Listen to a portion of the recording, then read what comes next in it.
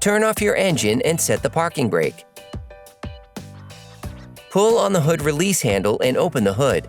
To carry out a complete bleed of your cooling system, we advise you do it with the engine cold and with the cabin ventilation and heating systems running, so that you can also drain the heating system radiator, which is part of the circuit. To facilitate the flow of the fluid while bleeding the system, open the radiator cap and open the expansion tank cap. Get a fluid collection container to collect the coolant that will flow out. Hey, it's Alex from CarParts.com. If you enjoyed this video and want to support us, like, comment, and subscribe. Okay, back to work. On this vehicle, the radiator is equipped with a bleed screw, which you access from the underside of the vehicle on the passenger side. Connect a plastic tube to the bleed port to collect the coolant directly in the collection container. You can then unscrew the bleed screw to let the coolant flow. You can use special compressed air tools to effectively bleed your circuit. You can also rinse it with plenty of water to clean out grime from the expansion tank and circuit. Close the bleed screw. To effectively clean your cooling circuit, you need to completely fill the radiator with clean water.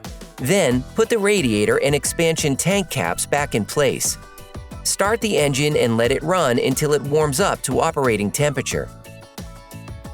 Then, accelerate several times to 3,500 RPM while maintaining that engine speed for 30 seconds. Turn off the engine. It is important to let the engine cool down before once again draining your cooling system circuit, so as to not cause thermal shock, which could damage your engine.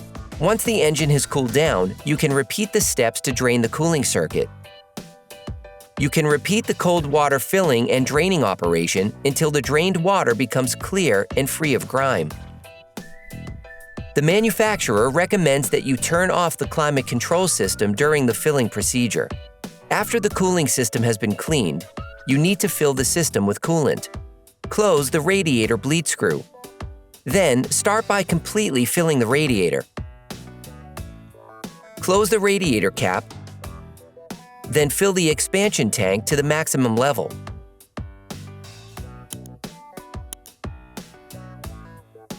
Start your vehicle and let the engine run until it warms up to operating temperature.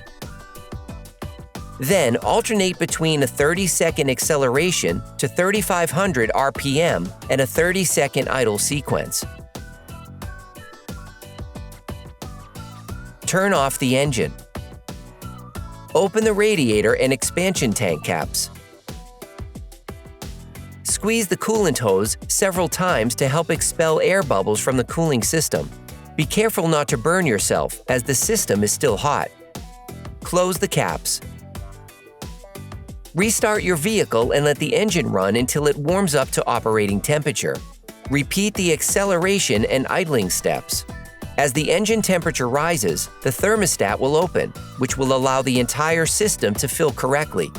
You can also take the opportunity to turn on the climate control system by setting the ventilation and heating systems to their maximum levels.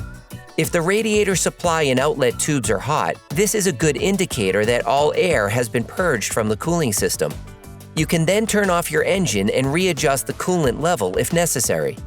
During the first few miles of driving, pay special attention to your coolant level, which will have to be readjusted if necessary. Also check for leaks. Operation complete.